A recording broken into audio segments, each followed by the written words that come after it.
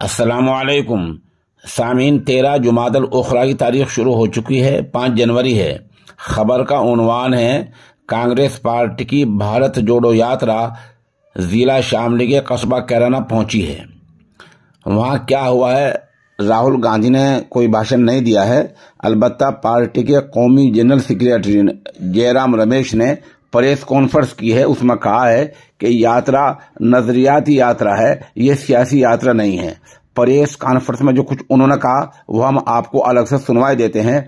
और यात्रा जिस तरीके से कैराना से कांदले से गुजरी है वो तमाम वीडियोज और तमाम तस्वीर हम आपको दिखाई देते हैं।